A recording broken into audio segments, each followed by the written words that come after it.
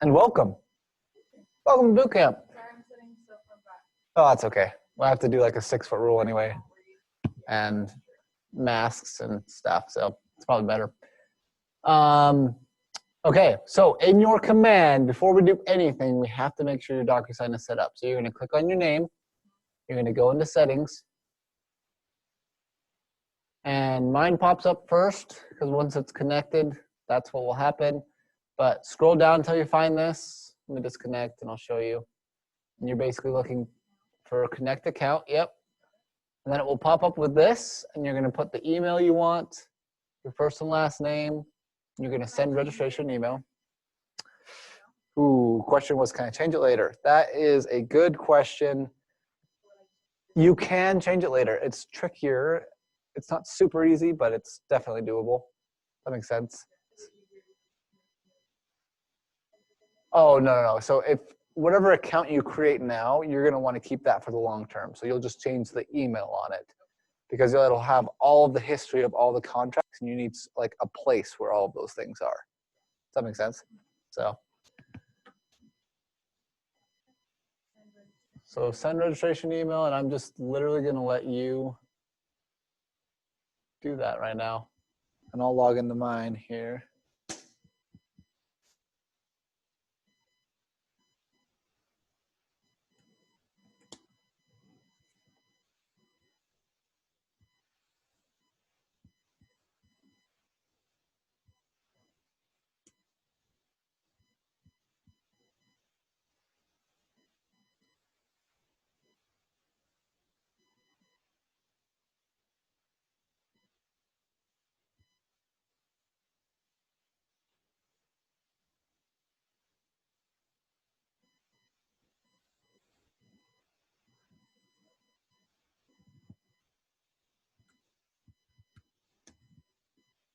All right, let's see here.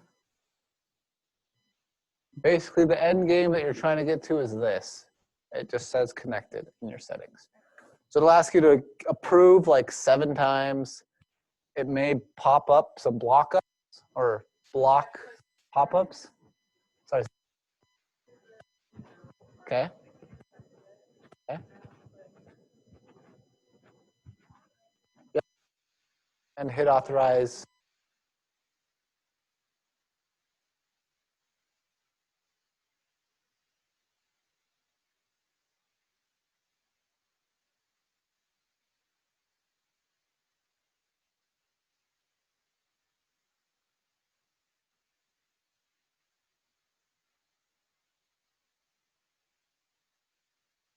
And have another pop-up. You log in, authorize another thing. It's just asking you for your firstborn child, little minor things. So accept that, and hey, you now have a Docusign account. Big day. Okay, so once you have your Docusign account set up, let me go back here. Oh, that got way changed. Let's talk about why. Once upon a time, let me tell a story. Once upon a time, we had a company that we used that was Docusign. It was called Dotloop. You ever heard Dotloop? You probably will in your time in the industry. Basically, Docusign and Dotloop own the e-signature sphere. It's kind of like the Apple and the Samsung of the iPhone, of the phones, right? So we use Dotloop, and Dotloop is owned by Zillow, who's like basically our direct competitor. So we don't want to use them if we don't have. So they wanted all of our information, and so we broke ties with them. They were like, we will take all of your clients' information and we'll use it against you. And we're like, well, that's not in our best interest. So we paid Docusign a ton of money, partnered with them. They signed an NDA or whatever, and here we are. So we use Docusign, and it's interesting because Docusign is different for KW agents than it is for most other people. The reason why is because once upon a time, there's something that exists called e-signature, called rooms. So if you go to Docusign.com, just do this with me really quick. Mason, do you have your Docusign account set up? I don't. Okay. Let me finish explaining this really quick, and then we'll make sure we get you set. So if you go to Docusign.com and you log in, it will take you to this, which is e-signature, okay? This is bad. Just kidding, it's not bad. This is different. This is not connected to command. Anything you do in here should be done for like your personal stuff, like maybe if your landlord doing your rental agreements in here or something like that, right? Like one-off quick signatures, you happen to have like a, I don't know, a bill of sale or something and you want to get it signed, then you can do it here. But up here on the top right, it allows you to switch to rooms. And rooms is basically KW's linked version of command. So this is KW's version, right? So rooms is what you want to use. You can see all of my rooms are in here. Think of a room as like a storage room. So, sorry, real quick. So manage profile and then, or should there have been something? It says switch to rooms. It should say contacts, preferences, switch to rooms, switch to e-signature. So you can switch back and forth between the two, but the summary of this conversation is that rooms is where we do KW, transaction management, signing, so on and so forth. Okay? Any questions on that? Okay. Just make sure you're, well, yes and no. So I'll explain creating a room and stuff in just a second. Let's make sure you get you set. So go into your settings and command, Nancy. And then go to the app connect account on your Docusign on the right-hand side.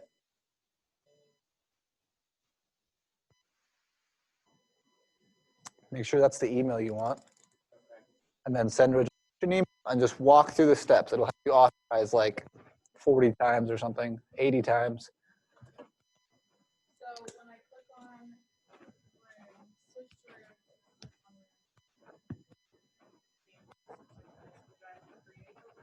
Yeah, so that's what we're going to talk about. So there's going to be 2 things, I think, in this class or something that are the takeaways. Like you can sleep through the class and don't forget this.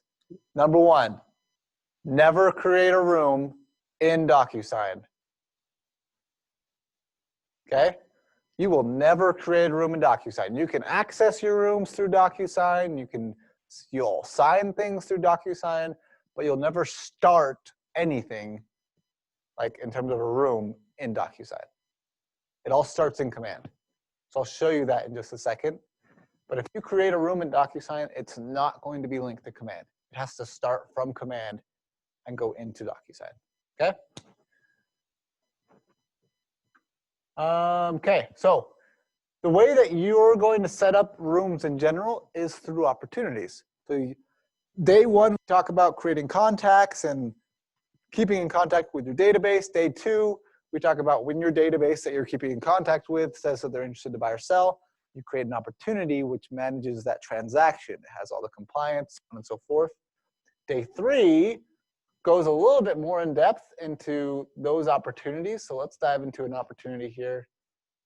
I think that we were dealing with Alyssa in here yesterday. So let's use Alyssa's. So day 3 hangs out back in this Documents tab. You're going to have this magical button in opportunities called Start a Transaction in your opportunity, okay? And the Start a Transaction button, that's what's going to create the room in command. Okay? Does that make sense? what part of opportunities do they have to be in? Is that like the end? There's no part. You can be at any point in you're talking about the pipeline. You can be at any stage in the pipeline and still be able to start a transaction because you never know when you're going to need to get something signed, right? They might be in Cultivate, and then suddenly they want to sign a buyer broker, you send it over. I mean, obviously, once you send the buyer broker, you should have moved them into active, but there's not really a stage where you can't start a transaction. So if I click on this button, it will load, it will send me into Docusign, and it will create a room for me, and that whole link is complete. So now I'm okay. If I would have done this from Rooms, though, that would have been terrible. However, think about this on a different mindset, okay? We're gonna take a step back. If you're in the middle of a transaction, you don't wanna have to log into Command, find your opportunity, open the opportunity, click on Documents, click on Start a Transaction, after it's Start a Transaction, it actually says Go to Transaction. So click on Go to Transaction, log into Docusign, and then access your room, right? That's a lot of steps to get to this point, okay?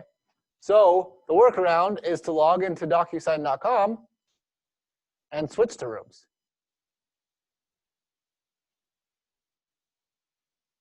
And that's where this room right here that I just created can be accessed. Does that make sense? So each, I guess each client who started transaction will be its own room. Each opportunity will be its own room. Yep. Good question. Okay, so Okay. I'm on there now. Okay. Where did you go to switch to rooms?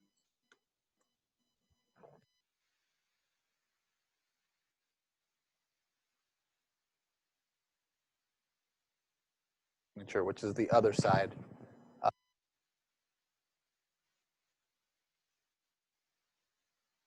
Makes sense?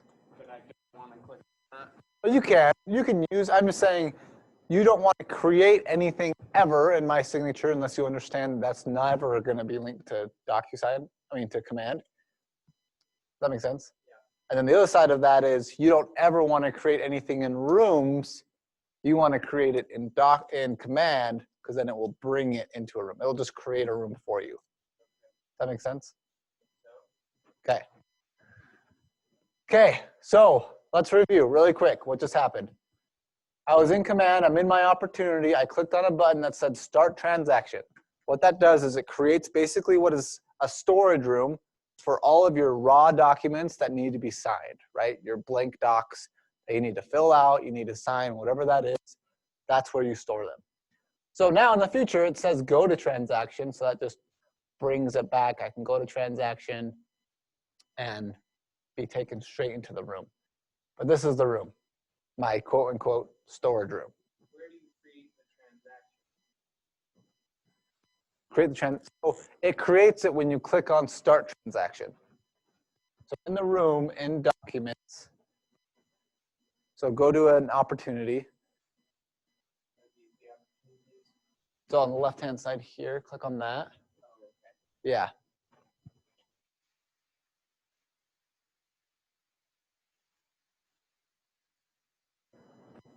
Which it looks like you haven't made one. Create an opportunity here. And then scroll down and hit 3 on that commission rate, just because you have to have on this. Yeah. And then create. This will just be a practice one. Oh, we don't have a client yet, so if you're in there or someone else is, it doesn't really matter who.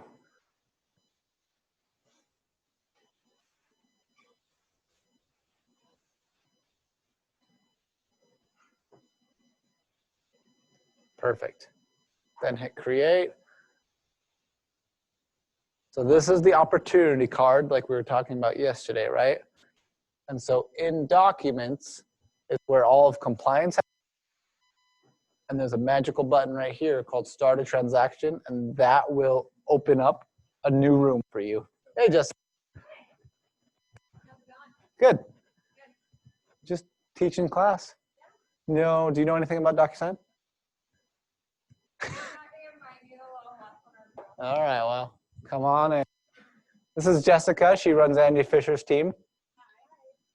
She's admin to the stars. Just kidding. Oh. All right, get out of here. With all my love. Okay. So any questions up to this point on what's been happening? You feel good, Mason? Yeah. Okay, sweet. All right. So you can tell right here that the same developers have been working on both because we've got details, documents, and then a bunch of stuff. And if we go back to the opportunity, details, documents, and then a bunch of stuff, right?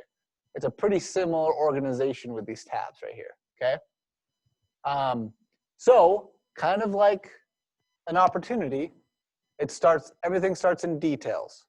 We're gonna start in details, and we're gonna fill out this right-hand side right here.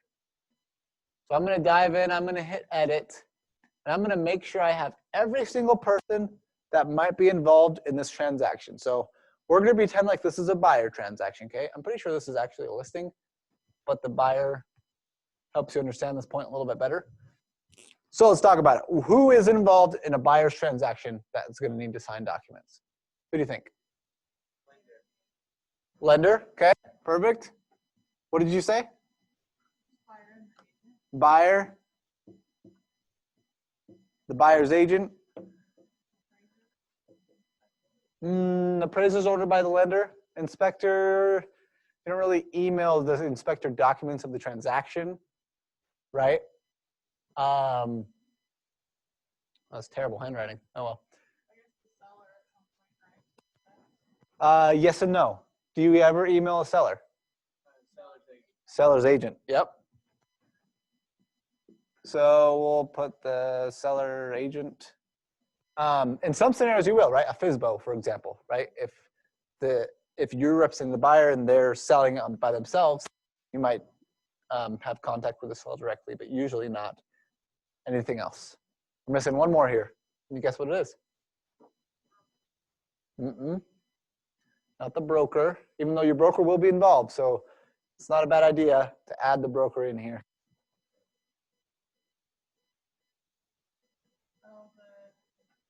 Title, got it.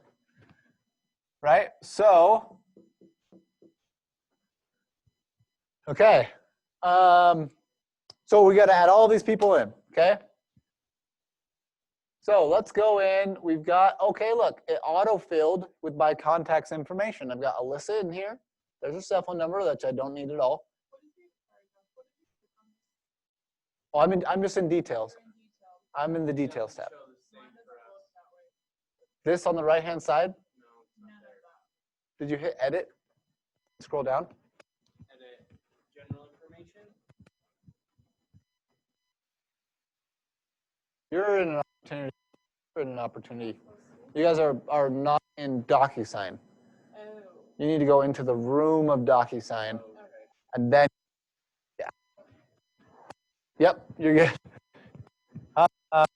Okay, so we're filling this out. There's seller one.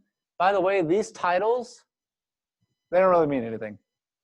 So I'm gonna go through and just make sure I have everybody I need. Okay, so I'm missing title, so we'll say title and their email. You just need their name and their email. Now note, their email here, their name here is pulled through the whole thing. So you need to make sure you have their name spelled correctly in the details section, okay? So for title, would you put like the actual? Yes, yeah. The title, company name? No, just the person's name, yeah. Title doesn't really matter because title will never sign anything. You're just sending them the completed documents. And so it's kind of like the exception to the rule, but anyway. So we've got title and title at title.com. Let's keep going. Oh, there I am. It auto-filled with my information. I'm the listing agent or the buyer agent in this scenario. And then let's do Clay Winder. We'll say Clay is the seller agent. There's Clay's email. And we need lending. We'll do lending. And our email is lend@lend.com. End.com. That's enough. Any questions? Basically, just fill in the blanks, right? Did we miss anybody? We've got our seller's agent. We've got title. We've got our lender. We've got our buyer, which is Alyssa. Buyer agent, which is me. Broker. We should put Dean in there. We have a new document that's required, so you will have to start sending things to Dean. Dean Crandall. So it doesn't matter what the title is about their, or can you change it? It doesn't matter what it is. You can't change it. These are used for forms, which I don't really teach forms. I'll show you a little bit about it, but yeah. Any questions? So you're just filling in everybody's name is going to be involved in the transaction. Yep. Yeah, this is super, super basic. We're just filling out the details so that we can dive into getting things signed, so on and so forth, right? So we're going to scroll all the way to the bottom. Well, not all the way to the bottom. Right here, you can't really see it. Let me bring this up. There's a little magic button called Save. What do you think happens if you don't click that button? It doesn't save. You start over. Yep. Make sure you hit Save. Okay? Any questions? Okay. Is somebody on Zoom saying something, or is it over there? There's no one there. No one on Zoom. It's just us. So I only have the mic on because I'm recording it. So.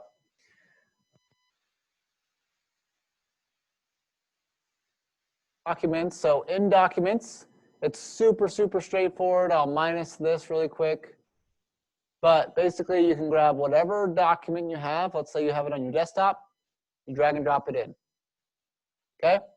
Or I can click on Add. Basically, this is just where you put your documents, right?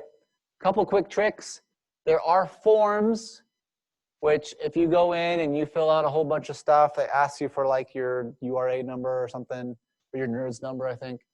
You can go into here and find different documents that have to do with our industry. So all of this, new construction rep C, wire fraud alert, so on and so forth. Like there's a bunch of documents in there. We have templates. Anyway, the summary of this is put your documents in here. Any questions? So were those all ones that you've uploaded, or are those just automatic? Those are just automatically. You have to like put in your NERDS number and stuff. So if you click on Add and go to Docusign Forms. Now, I'm really briefly going over forms because I personally never use forms. And I think they're more rare to use because they require pulling that information. They pull information from a location that I don't really love. So anyway, it's a long description for, anyway. But for something like wire fraud, sure, just pull over the form. It's basically a blank doc, okay? Okay, any questions? So we've got our forms in here, just so you know, if I click on a form, so let's say this is the form. Oh, this is only one page. Let me do this one. I don't know what this is, but let's find out. It looks like we've got a, oh, it's too big. It's thinking still. There we go. We've got a recording requested by something, Master Declaration of Covenants. I don't know what this is, but it's a document, right? If we have a document in here, I can edit a document right here after I've clicked on it in Document Actions. I can do things like split it, rename it, copy it, fax it, you know, the works, right? So let's look at split option really quickly because here's a scenario. You are a seller and you have a buyer that sends you an offer. How do you think buyers usually send you an offer?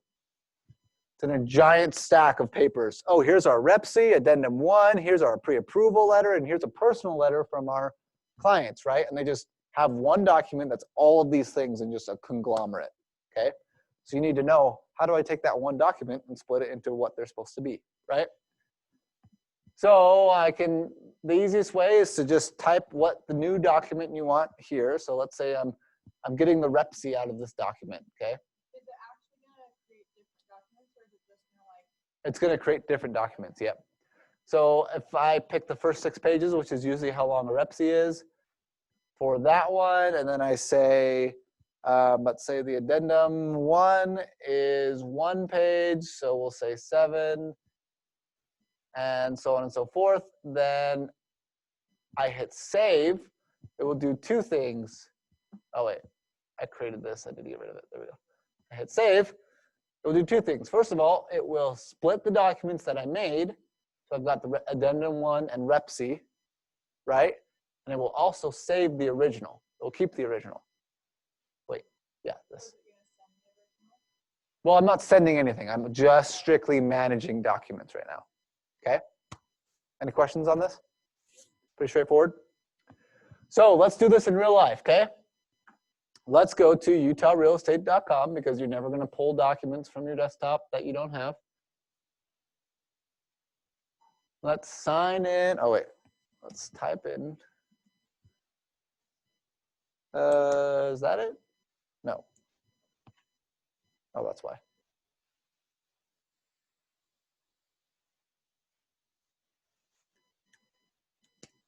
Okay, so if we go to the MLS and we need to write an offer, for example, and I'm not going to show you how to write an offer right here. I'm just going to show you how to pull it from the MLS, an example of an offer, okay?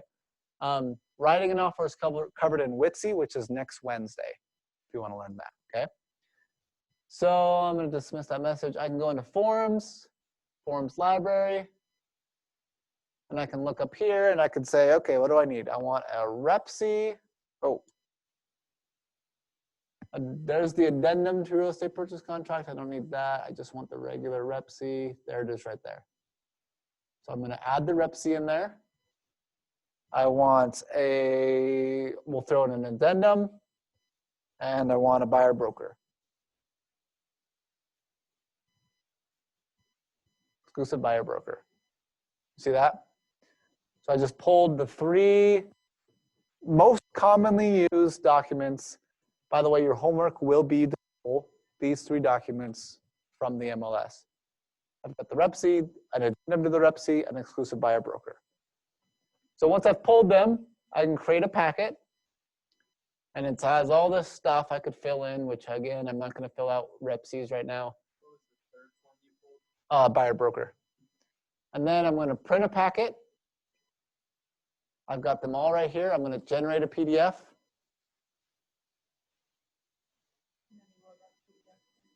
And then, got to save it. You're exactly right.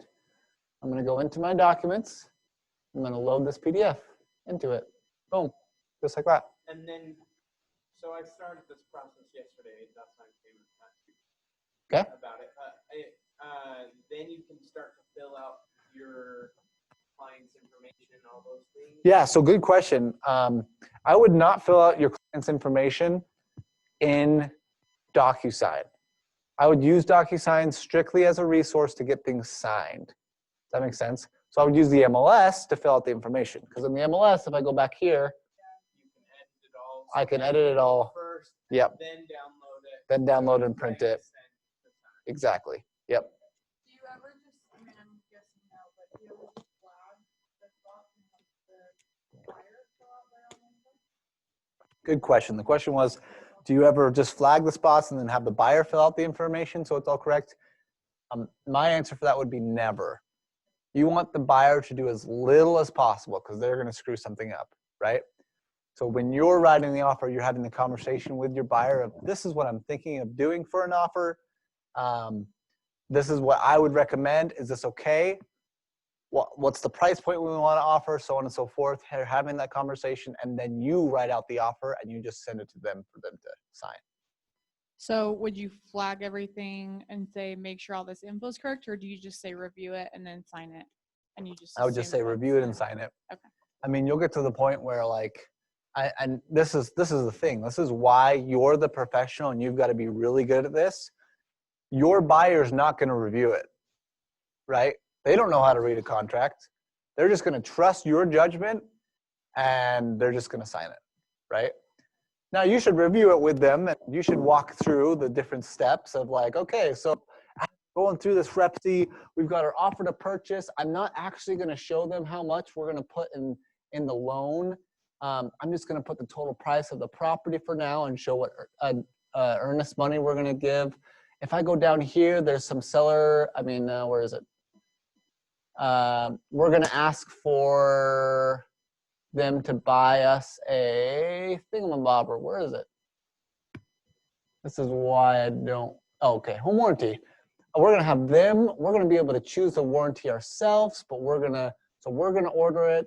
It's going to be a company selected by us, but it shall be paid by settlement by them. So we're going to make the seller pay for our home warranty, right? So you can walk them through this. you will always fill these things out. You want to have your clients fill out as little legal paperwork as possible because they don't know what they're doing and you do, right? Any questions on that? Okay. So let's go back into documents. We brought this over. It's got 3 different documents in it. Now that we have something that we actually care about, we don't really care about these, right? When you have a document you don't really care about in Docusign, there's a little magic button called archive. I can archive them away. So now I only see this document. If I ever needed to see my archive documents, I can go back here and see either all documents, which includes active and archive, or just archive. You create a packet with those. Yeah, I created a packet and then you just hit print and then download. Yeah. So, but check it out. This is exactly what I'm talking about. Here are all these documents linked together. So now we've got to split them. We can go into document actions, split. We'll type out RepC. RepC is 6 pages long, so we count out the first 6. We know that's the RepC.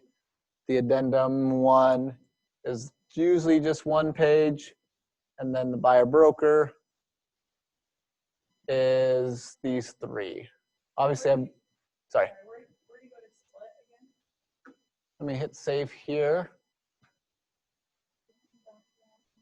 So I clicked on the document, and then this little magic document actions button right here is where I would split. Yeah. Does that make sense? Pretty straightforward. Obviously, I have acronyms for everything I'm doing because I've done this a few times, so I know that BB in my mind means buyer broker. You can come up with your own things, right? But yeah. Okay, so now we need to get these signed, right?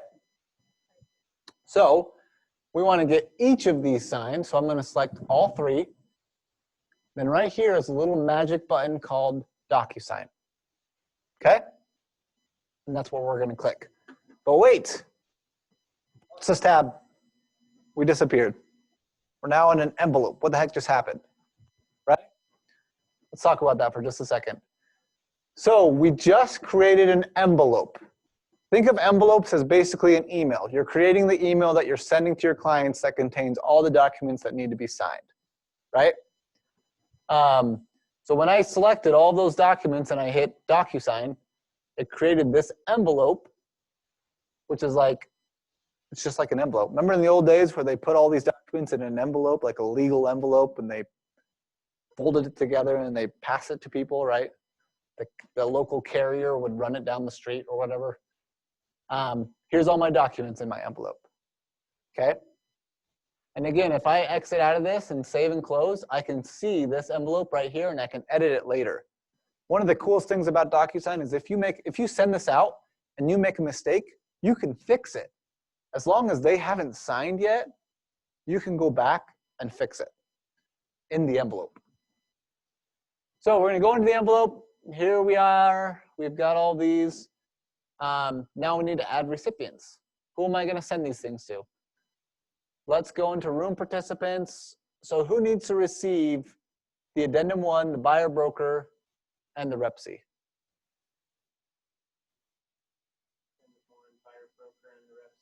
Who signs those documents? Your buyer. Your buyer. Anybody else? Perfect. There's Alyssa. So my buyer. Anybody else? No. Nope. You're good. You're absolutely right. No one else. However, I am going to put myself as the agent, and I'm going to put myself first because I want to review them before I actually send them to the client. That makes sense? And some of these I have to sign anyway. So I'm going to sign it first. The buyer broker, I as an agent have to sign. So I'm going to do something really quick. See this number right here?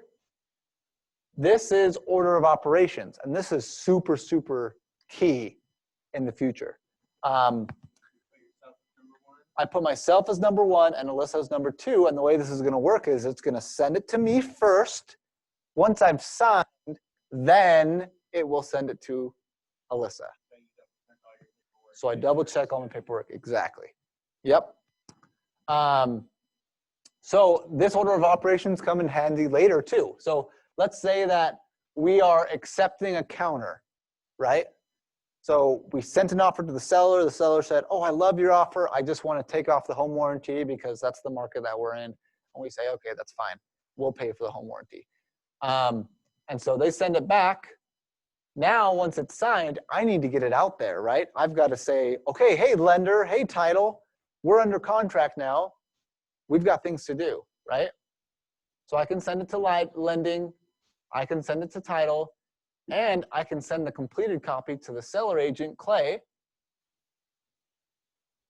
as well. So the way this would work with those numbers, again, is I would sign it first, or at least check it first. Then Alyssa would need to sign the counter. After that, it doesn't really matter between these three. I would change them all to 3. And I would change this. They don't need to sign, right? They just need to receive a copy. So what's going to happen here is I'm going to check it really quick. Alyssa's going to sign it. Title is going to get a copy. And once she's done signing, everyone's going to get a copy. Clay as a listing agent, title, lending. Would Alyssa even get it until you sign, or she just can't sign until you sign? She wouldn't even get it. Nope. So on top of receiving a copy, I can also add a private message and just say, hey, Miss D at Real Advantage Title or whoever you use for title. We are under contract. We are under contract. Here is the paperwork, right? And assuming you have a good relationship with your title company, your lender, or whoever it is, that's just about all they need to get started, right? So you would send them a copy. Hey, we're under contract. Here's the paperwork. Same thing to Clay, but you wouldn't put Misty, obviously. So on and so forth, right? I could add an individualized private message to each of these people that are receiving a copy. Now, when it comes to a counteroffer, I probably don't need to check it because I've already had that conversation. That makes sense. Like, basically, the only thing you're doing is looking at one line of the addendum, right? And that one line will say, seller will not be paying for, in that scenario, for home warranty, right? So you probably don't need to check it. So I could remove myself and just have Alyssa sign it, and then it go out to these 3. Does that make sense? Okay. So everything we've done up to this point is strictly getting ready to sign, right? Now let's sign or get that ready. Let me add myself back in here. And we'll add myself as number 1. Okay. Oh, by the way, this is the email subject. This is up here. It has an envelope name. I would recommend making your envelope name whatever documents you're sending, right? So I would say Addendum 1, Rep C, and Buyer Broker, right? By the way, you should never send a Buyer Broker at the same time you're sending your Rep C and Addendum 1. You should have had that thing signed way before. No, like in this scenario, I'm sending them all at the same time, but that is not best practice. Get your Buyer Broker signed way before you're looking at houses to get under contract for. I was just gonna say, do you send proof? No. They said something like that in command that they sent it. I mean, they already have it, right? No, you don't need to send proof of a Buyer Broker agreement. As long as you have it in record, yeah, do that. I downloaded all those documents, but they all downloaded at the same time. Yeah, so they're all in one group, in one document, right? Yeah, like just one. Yeah, so that's when you need to click on it and split them.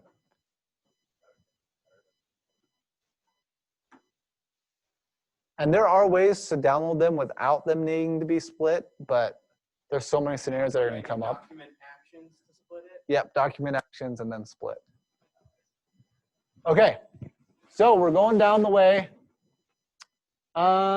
This right here, this email subject, this is what your clients will see.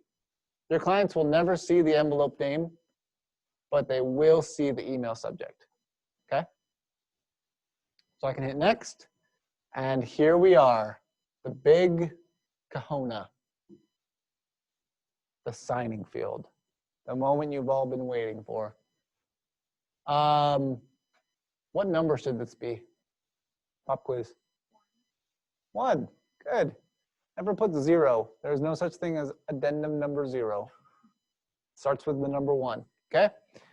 Okay, so let's talk about what we're missing here. So first of all, up here is where I can switch between whether it's me as the agent signing or it's Alyssa. And you'll notice that each one of us have our own individualized color. So when I bring in, for example, an initial, if it's blue, it's Alyssa. Drag and drop it, right? In this example, we're doing Alyssa as a buyer agent. Okay? Also, if I copy this, I can paste it at the bottom of a page, and it will be pasted in the same spot. So if I copy this one, so notice how the document switched from an addendum to a buyer broker, and so the spot moved. But in this spot, this is still the buyer broker, so it pasted in the exact same spot. So I can just go down this way, paste. Now we're in the Repsy, so it'll change again. Oh, that's close enough, right? And I can just go down, paste, paste, paste, paste, paste. I copied it first, and then I'm just pasting down the way. So now I've got it on every page, right? I mean, there's tons of spots I'm still missing on this, but that's just to show you in the future, like that's a really easy way. So I'll need the signature in here. I'll need the date signed. Make sure you always put the date signed as well. So notice how I put the date, this initial here, but I don't have the date. I should have been copying and pasting both of these together down the line. Does that make sense? So the whole concept of this is basically just fill in the blanks, right? If there's a space missing, you need to make sure it's filled. So let's see here. Any other tricks of the trade? So a couple things. Name. So right here in name, if I bring, oh geez. I said on my mic. Okay, if I bring the name down here to the buyer broker, starts with the name. Well, it's already autofilled, so that's great. Yeah, that doesn't help me. Yeah, that's true. Between full name as buyer, right, and the other full name as seller, I mean, you would never put this name here, but just note that this will autofill with whatever name is listed here. So yellow is Joshua Barrett. Blue is Alyssa Randall. Does that make sense? So once they sign, it will autofill, so you don't have to type out their name, right? If you ever need to type something, you can just throw in a text box and then just fill in the blanks. Like if you wanted to type the name, you could, right? But yeah, this is really just fill in the blanks. The date will autofill as well. The date will autofill with when they sign. So as soon as that's signed and fully completed, then it will put that date in all of the sections.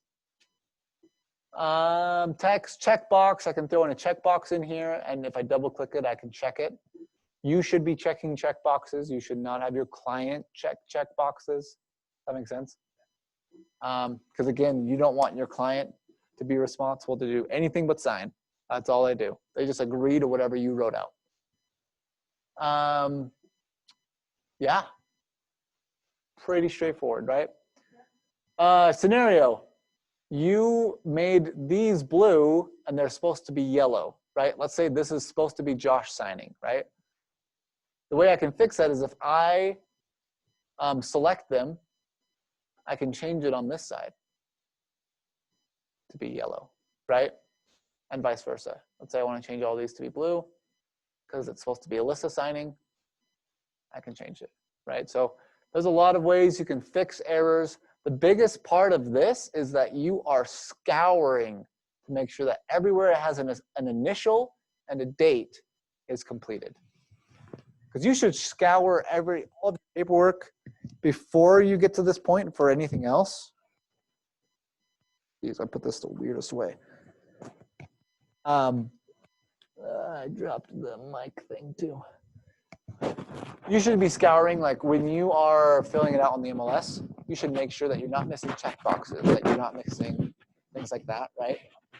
But when you get to this point, you're mostly looking at initials and date and signature, okay? Okay, so I'm trying it on my end, but how do you change the color again? Do you highlight it, but then? Oh, yeah, if I highlight it, give it a second. I broke it.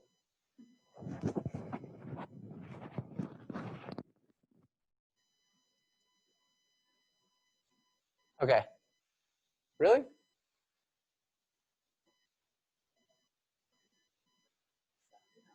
It is spazzing out. There we go. If I highlight it, then this pops up on the right-hand side, and I can switch between the two.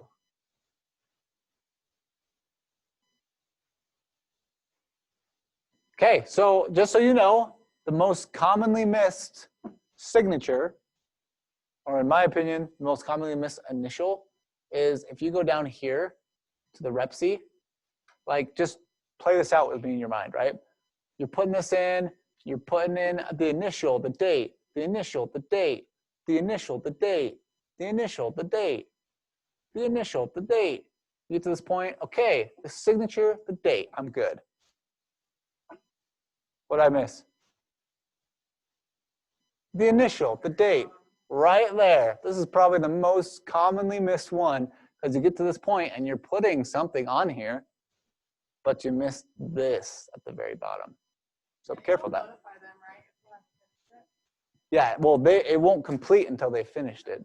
But if you don't put it in here, then no one will know. And then crap will hit the fan 2 weeks into the contract, and you won't technically be under contract because you didn't get all the initials in, right? Or whatever it might be. I mean, like, is there a cause for you to fight that? Yes, absolutely. But technically, this is not a completed contract until it has all the initials and all the dates and all the signatures. Okay? Feel good? All right. Let's jump to whatever else we've got on the docket today. We talked about envelopes. We talked about signatures. Oh, we're in the last. Oh, it's almost 2. Sorry, guys. Right here. So once it's done, you would hit send, right? And once it's sent, let me go to a room where I've got some documents that are actually completed. So this one. This is my new build room. So for example, offer, right? You can see it's completed, so it has that green check mark, and I can see every single person signed that was supposed to. So there's Angie Fisher. I was first under contract with one of her properties, and I sent her a copy after it was completed, right? Because I was just accepting her counter. Okay? Any questions? Pretty straightforward? I am 2 steps behind. Okay. But I didn't want to get more behind, so I started. So you need to create an envelope once you get to this point, right? Yep. So you'll select all the documents that you want to get signed.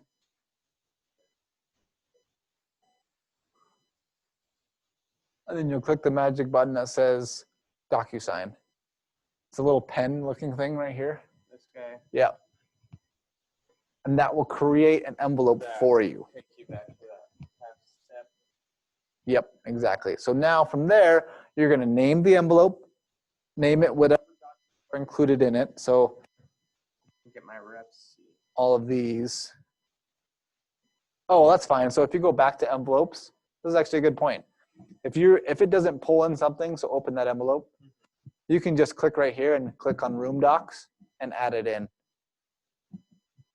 So we missed the rep C, add selected, bingo. So your screen right now, that's only going to show if they're completed, right? 'Cause now I'm looking and it just says signature. Yep. Yep, it will show if it needs signature. It shows whatever step you're on. In fact, if you double click it when it says needs signature, it will show you who needs to sign, right? So if you have like 15 people that need to sign a document, it will show you where the hang up is, right? Who hasn't signed yet. And there's going to be moments in your career where you're going to need to call Mark or whoever, whatever their name is, and say, dude, you've got to sign this. Like, it's been 3 days, let's go, right? So.